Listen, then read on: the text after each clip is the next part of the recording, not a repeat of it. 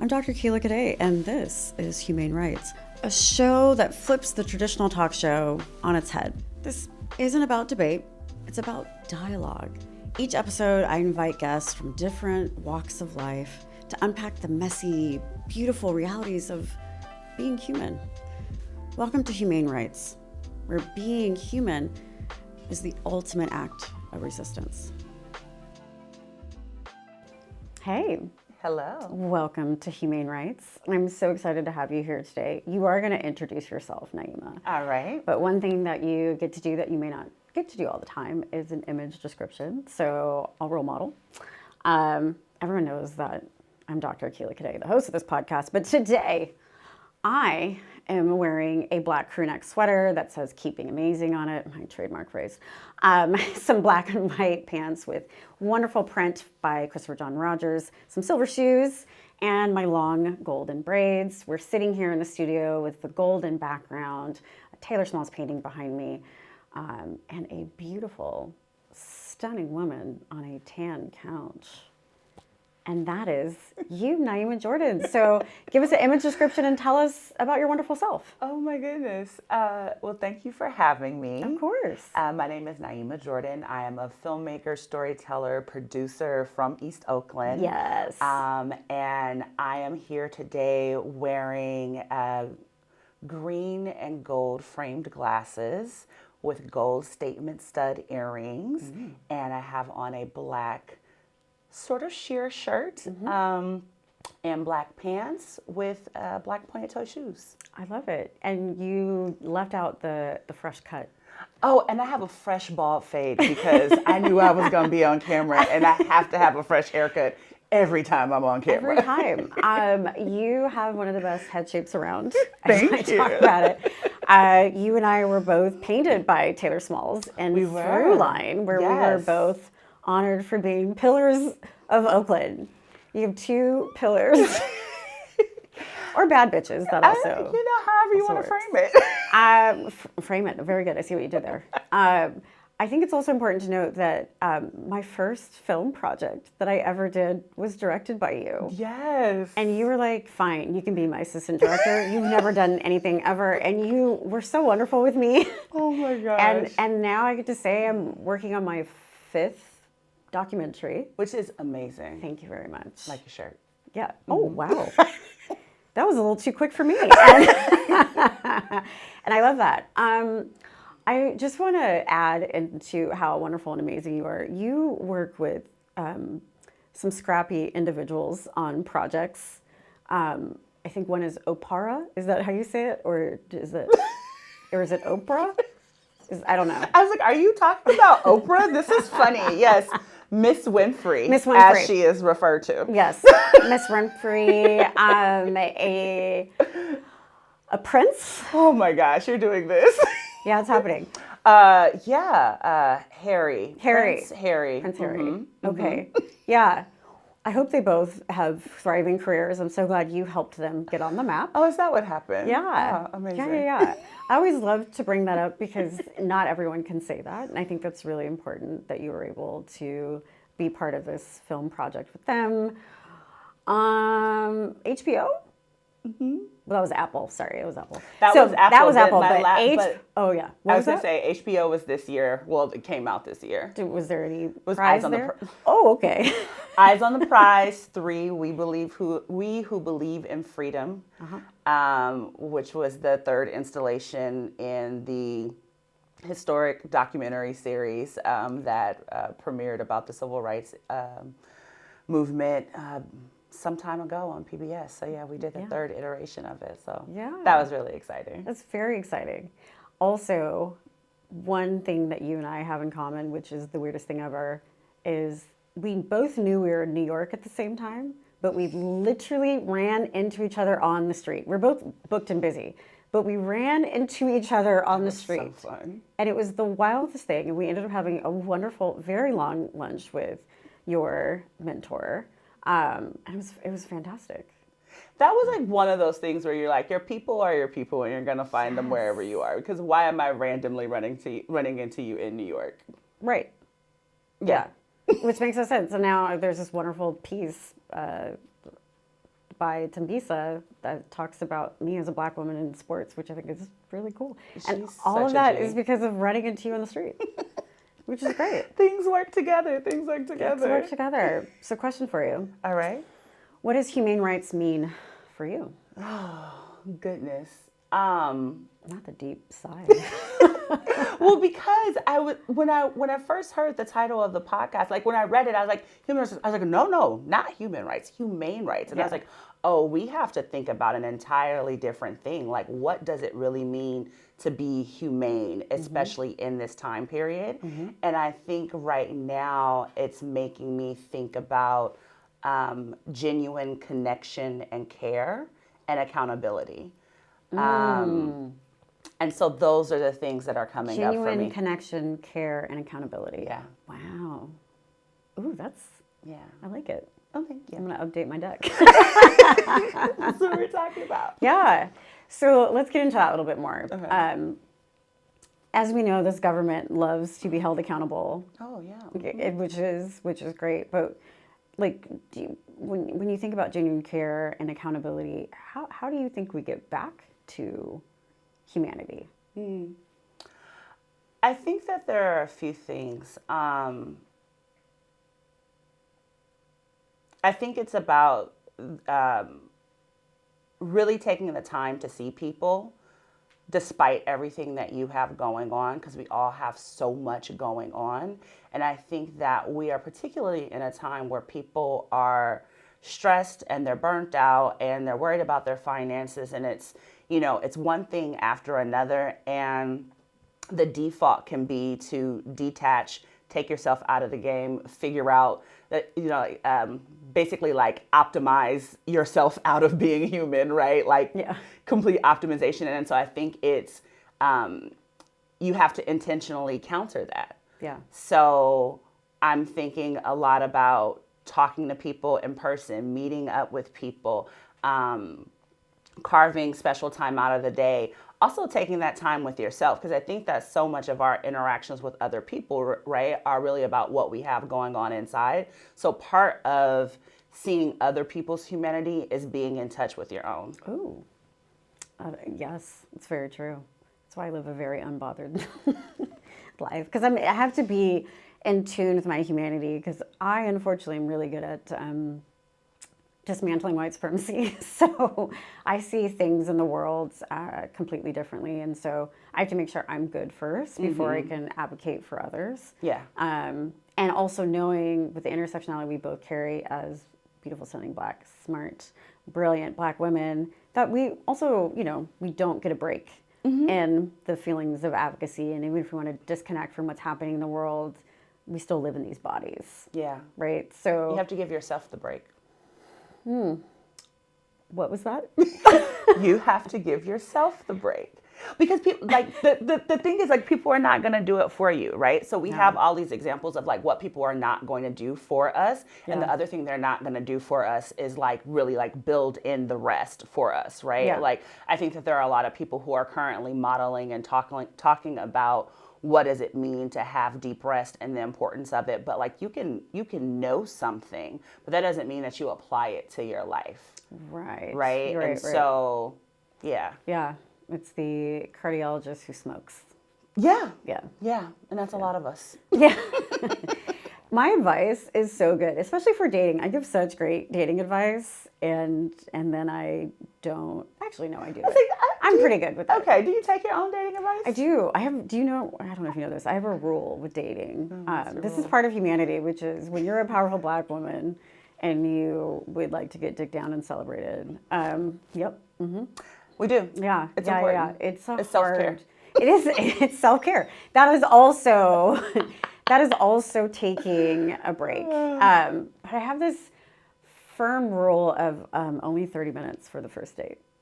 Oh, wait. So does that make you a coffee date person? Sure does. Because I've seen the coffee, internet. I mean, I'm inclusive. Coffee, tea, mocktail, cocktail. Okay. Right? I don't want a meal. I don't want any of that. I want to go. I want to pay for my drink ahead of time. I don't want to have any ties to folks, because I believe every guy is trash. When it comes down to it, they are all not trash.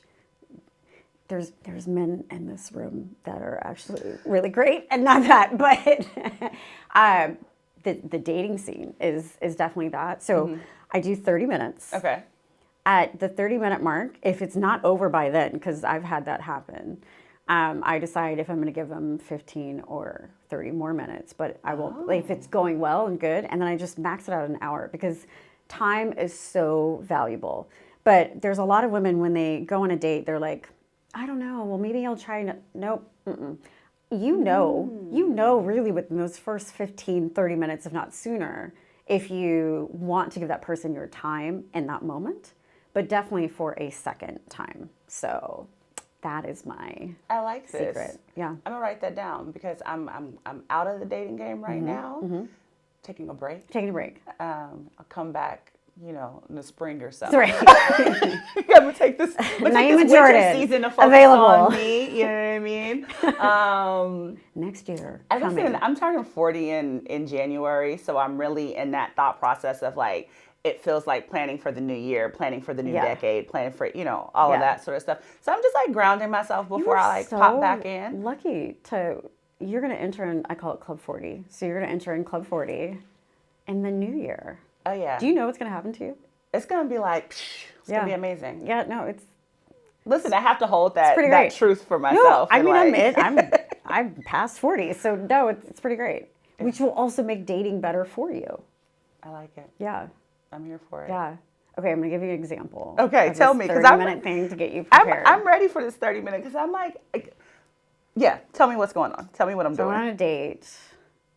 My therapist made me get on a dating app, and I love and hate her for that. Do we like those? Dating apps? Do we like those? Do we like those? Dating apps are the biggest piece of fucking trash that's ever been created by technology.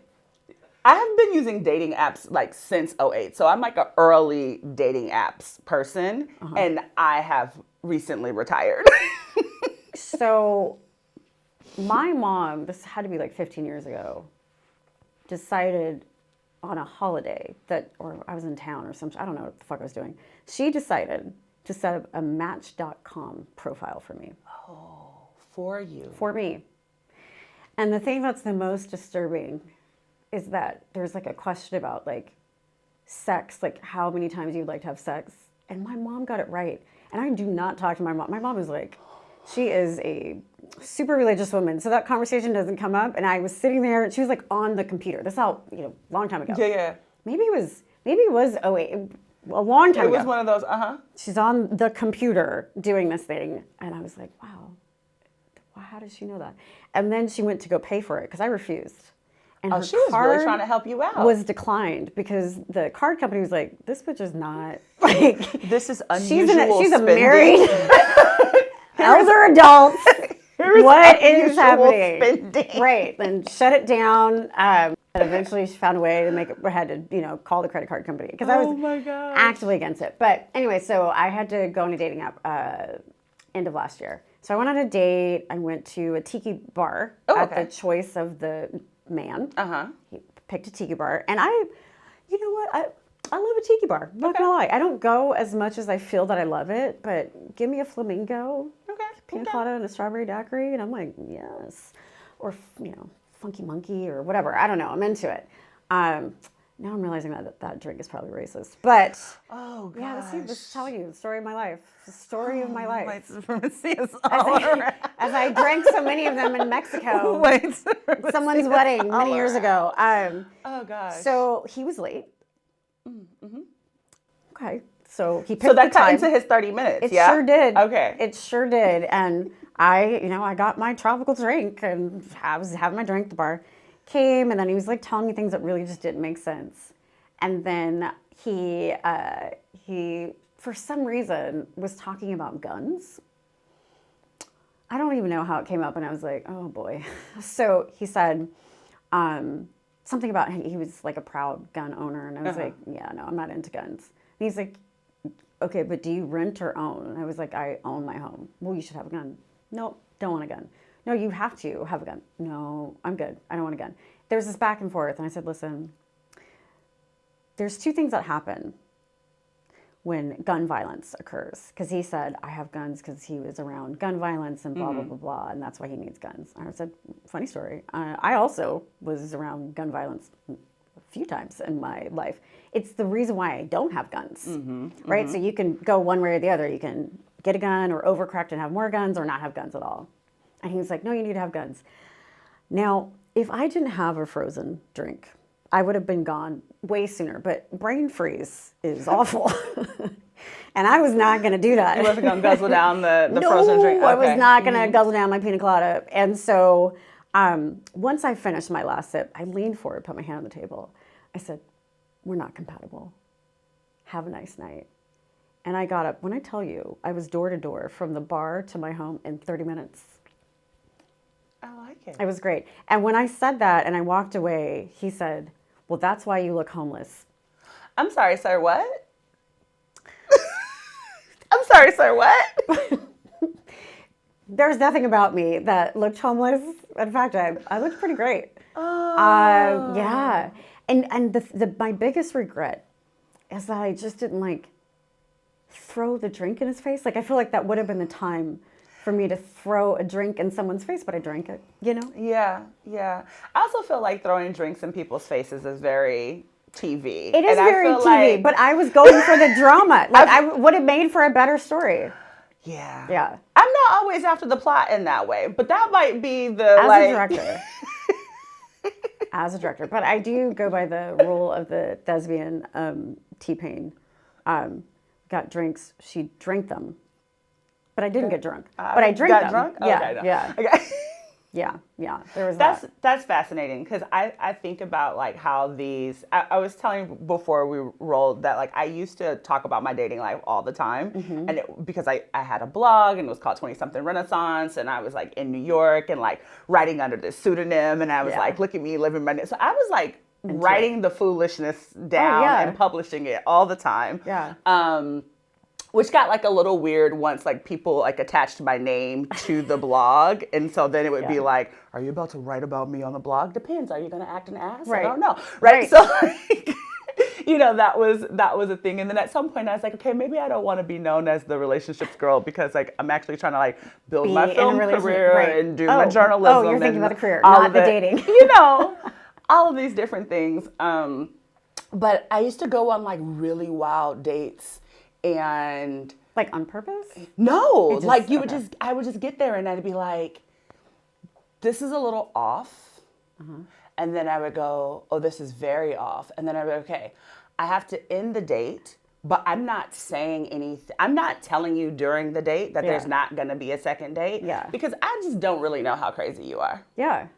And so I wait until I get home before I'm okay. Yeah. Actually... No, thank you to a part two. I think that's really important because, love is part of getting back to humanity. Yeah. And words are powerful, as we know. And I only use crazy when it actually makes sense. And there are unstable, crazy men on dating apps. And so, in our year in Lord of Oprah, when I go on a date, I will usually I text my neighbor that I'm going on a date. Don't know if this is the guy's name because people don't use their names. Here's a possible picture of him. And this is, I'm going to be at this tiki bar. So, if you don't see me come home, narrow the search down there. And that is just the standard of dating. At best, there could be a subpar, crappy, good date, second date. But at worst, it's sexual assaults, raped, physical violence, abducted. Yeah. And that's what happens when you date. And then we like to further make it fun and exciting because we own things and we run things and we're known in places and spaces. And so for me, it's very hard to be authentic. I've swiped on the dating app and I've seen guys in Oakland Roots gear. And I'm I'm the owner of that too. Right, exactly. Do you like it? So can't date you. Oh. Yeah, because it's not gonna work. Because how do I know if that guy is interested in me as a person, or they just wants to go to the game? Right. That is really fascinating. I mean, there are these different things. there's a few things that are coming up for me as you're talking about this, because one, I'm thinking about this idea overall, right? That like part of how we get back to humanity is love, right? Yeah. And I think about what it means for us to have healthy relationships. And I know we're talking about in the dating sense right now, but like healthy relationships all around, right? Yeah. But there was also this moment for me this year where I went through a breakup, and then everybody's like, okay, are you like, when are you getting back out on the streets? When are you getting back out on the streets? And I was like, the world is fucking falling apart. Right. Can I think about dating right now? Right. Do you know what I mean? Like, there are people going hungry. We are not giving aid. They're bombing. There's multiple genocides. Like, yeah. Why am I talking about going out to coffee with someone, right? They're losing their jobs. Yeah. Mm-hmm. It's all of these things. But then I just kind of had this moment. There is a dating coach named Francesca Hoagie, and she talks about love as a spiritual assignment. Mm-hmm. And right? and it's something that helped to like bring me back into this space, right? Where it's like, it's not frivolous to talk about love. It's not frivolous to talk about romance and dating. And when the world is falling apart, you being in a strong partnership, right, with someone that you are values aligned with, somewhere where like y'all are like, let's be out in the community and make this change, but also let's just take care of each other in our own homes. Like, that's something that can be so powerful. And I think even more powerful in this wild time that we're in. Yeah. But sometimes it takes a little bit more work to shift your mind in that way, right? Because like you get online, and online it's like everything is trash and there's pee in the dating pool and la da da da da, and like there are also married people in the dating pool, and so you was really there's like all of these different conversations, right? And it's like, okay, and that doesn't have to be my reality. Mm-hmm. And part of the work that I am doing here in this world is also at some point going to be in partnership. It's not in partnership right now, but at some point it will be, because that's something that's important and significant. Yeah. Yeah. Do you have hope that you're going to have a partner? I do. Tell me. Well, here's the thing is I feel like it will align at some point. I got rid of my timelines a long time ago. Yeah. Because like, I just bought sperm. Like, that what made are my they? Timeline easier. Well, so I froze my eggs a few years ago, right? Like, right. So, you know, there's a thing, right? So years ago, I froze my eggs. And so I think that took some pressure off. I wrote about that too. I really be on the internet talking about my personal life a lot. I'm the same way. But never like in a particularly branded way, just sort of like, oh, I think this might be interesting to people. But I got diagnosed with PCOS. Polycystic ovary syndrome, for those who may not know. And one of the big things was like, they just kept telling me like your fertility. And I'm like, oh shit, I'm in my 30s. I was newly single at the time. I have this disorder. I'm like, all right, let's freeze the eggs. Yeah. And there was like but then like a couple of years later, I ended up getting custody of my nephew. And so like now I have a 14-year-old, right? So like, I really don't have no damn pressure for no, you know what I mean? Yeah. Like it's, because you never know how life is going to turn out, right?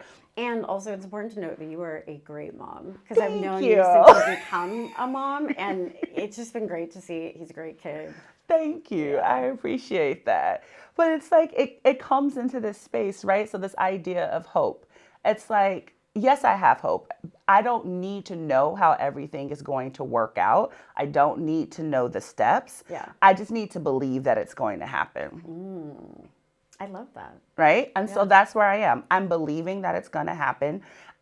I have no control over the time. I have no control over the space. What I can do is be like, y'all know I'm single, and if you want to set me up with somebody, please feel free to do that. That's what I can do, right? You want to tell everyone your Instagram handle so they can slide in those At DMs? Niema Jordan. What? But yeah, so I'm really hopeful. And I would say I'm hopeful overall. I'm not just hopeful in like the dating and relationship space, but this idea of humanity, right? And being humane and how we can get to it. I'm hopeful about all of those things, because there are a lot of people who are really foul, but there are also a lot of people who are really great. Yeah. And I think that's where I choose to put my energy. So along with choices, what do you do to have pockets of joy? Sounds so weird. I'm like, I schedule joy. I think it's great. Because I think it's important. But I think with pockets of joy, for me, it's really about mindfulness. Like when I'm in a moment sitting and being like, oh, like this is great. Like, oh, I haven't experienced this before.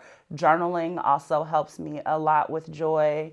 And just being in community with good people. Yeah. That's really where I find a lot of joy. And dancing in my kitchen. If I'm cooking, there is music blasting and I am dancing. And There's a whole production studio in my kitchen. Listen. I document it sometimes. Sometimes I share it with the world. I am an excellent worker. So, yeah. Come on, it's working. I'm a two-step in the kitchen kind of. Oh, like, yeah. I'm going to put on some Anthony Hamilton, Oh, yeah. some Jill Scott, and I'm going to two-step my way through that thing. Yeah, no, as you should. As you should. I don't know why we should go dance outside. Oh, yes. Or if I'm outside dancing, then it's very East Oakland, everywhere. Well, and, you know. It has to be. Super go dumb every time. It's little. We can't not. Do you know I have started working out more because I went to a party and couldn't go as dumb as I used to, and was like, oh. Damn, I'm not where I used to be. It's time to get back in the gym. Like, the core is I'm bringing in my this face and ghost right. It did not happen. Yeah, I work out so I can this face, not actually. Anyway, no, we won't go people there. don't understand how important your core is to everything when it comes to hyphy. Well, thank you for bringing me some joy and more importantly, some encouragement with this single journey. Yes. So I just want to remind you something that you already know. Do you know what it is? No, what is it? Dun, dun, dun.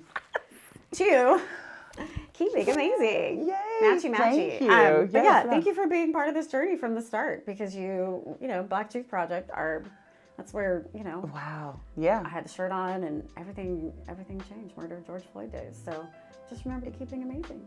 Absolutely. Thank you so much. you. And I appreciate you for having me.